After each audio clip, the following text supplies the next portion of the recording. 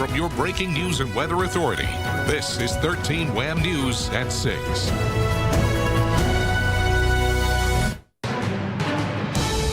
New details on a deadly crash on a Rochester highway earlier Friday morning.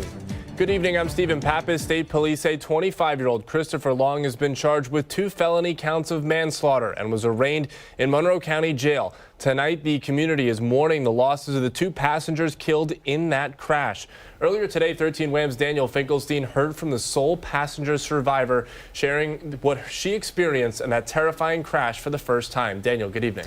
Good evening, Stephen. Alexandria Rodriguez is lucky to be alive. As some stopped to leave flowers near the Culver Road exit ramp, she shared her experience of what happened. Investigators say the car driven by Long was traveling eastbound on Friday morning when it exited the roadway, struck a barrier, overturned, then struck a utility pole. State police say 18-year-old Skylar Swift was pronounced dead at the scene, and 23-year-old Alicia Lopez later died at the hospital. Rodriguez said the car was traveling well over the speed limit shortly before the crash, which sent a rush of first responders to the side of the highway. Long was charged with 2 felony counts of manslaughter and was arraigned in the Monroe County Jail.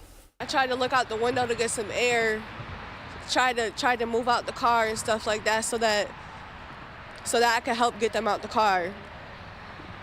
And I couldn't even move. I had to get brought to the ER by the ambulance and stuff, but they had to literally cut me out the car.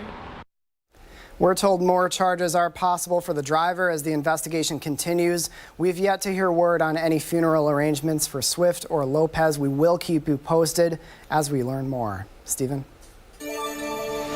Daniel, thank you very much. Dozens of students today celebrated at the Harley School for completing a 6-week enrichment program. The school showcased the students' work in the program today, including baking, robotics, engineering, and more. The program aims to offer education support for students from underserved local families.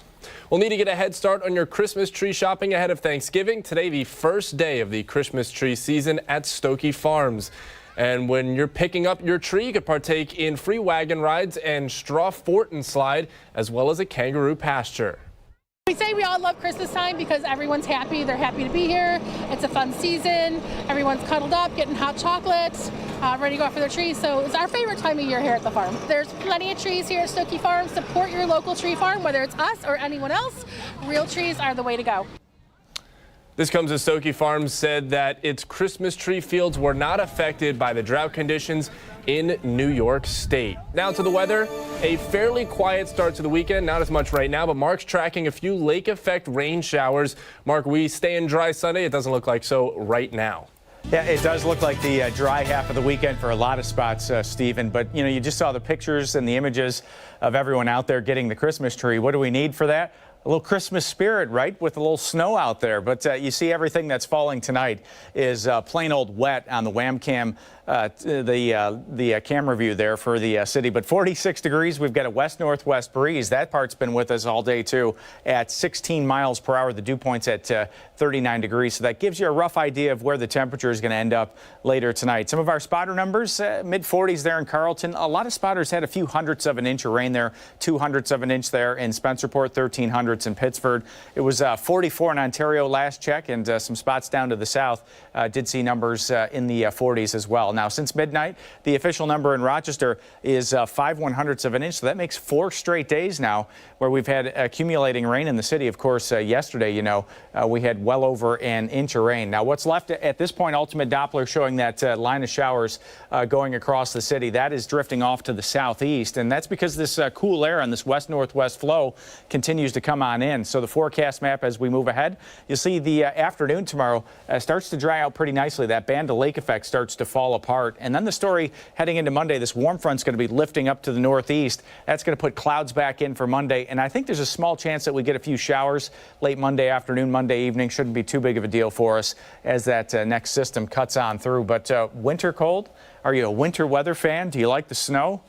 Looks like later this week we're going to have our first chance. Low 40s by Wednesday. So travel Wednesday looks pretty good for Thanksgiving. But by Thanksgiving, yeah, we're going to have some snow showers around and into next weekend. This is from the Climate Prediction Center, and this suggests through the Great Lakes, parts of New England, that we'll see substantially colder than normal temperatures through that stretch. Likely high temperatures will be back in the low 30s heading towards next weekend. Possibly some spots stuck in the 20s, but that's not the story tonight. Tonight's story, some passing showers. It's going to be a windy and cloudy night. We'll see numbers in the upper 30s tomorrow morning. It's a gray sky, still chilly with that shower threat off to the east of Rochester, and mid 40s for the afternoon. That mainly gray sky will find any showers fading away. So not so bad to end the weekend. Your Bills aren't playing, right? What are you going to do? You're going to get out in the yard. You got to clean it up, clean those gutters out before some of this snow and ice starts to fly around later this week. I do want to preface it with this. Right now, we do not see any significant snow accumulation late this week. I know, the snow fans, the second they see it, it's a race to see how much is going to fall out there. But lake effect snow, it's something to track, and it does look like this colder than normal pattern carries into the first 10 days of December. We'll see. I'm seeing those low 30s highs and just waiting for April and May to roll around. I know we're just starting this. I think a lot of folks are there, but for the winter lovers, they finally get a little taste out there. All right, Mark, thank you very much. Well, a relaxing and fun way to spend a Saturday afternoon. Today, dozens gathered for downtown Canandaigua's Sip and Stroll. Guests could sample a variety of handcrafted beverages and tasty snacks from several local businesses. Our Merchants Association hosted wine and beer walks, and they were so popular. And when COVID hit, we couldn't do those any longer safely. And so the Business Improvement District found a way to bring them back in a much larger way. And not in the mood for alcohol, the event also offers an assortment of mocktails and non-alcoholic options. And happening at the Artisan Works, it's the first annual Rochester Queer Arts Festival. Attendees got to discover unique works of art, meet local vendors, and enjoy live performances. The festival is not just a celebration of art, but also a platform for the community to come together in support of local talent. Community. I think that's the most important thing with Drag Me to the Stage. We really are very passionate about the fact that we want to create opportunities for people to gather, to have a good time, and to see themselves in each other. Yeah. The event also featured a drag sale showcasing items from RuPaul's Drag Race stars and local stars from Western New York. I know we just saw it. Clear half of the weekend seems to be tomorrow. Raining a little bit now, but it's going to get colder as the week goes on. It looks like it, especially after Thanksgiving. But yeah, still a couple of showers out there. We've got 46 right now. You see those drops on the old camera lens in the hour-by-hour forecast. We'll still see a few showers overnight. A lot of that action is going to shift east of Rochester later tonight. All right, Mark, thank you very much. And thank you for joining 13 WHAM News at 6 on Facebook Live and YouTube this Saturday evening. For more news, that's tonight after the game on Fox Rochester and after the game as well on Channel 13. Have a great one.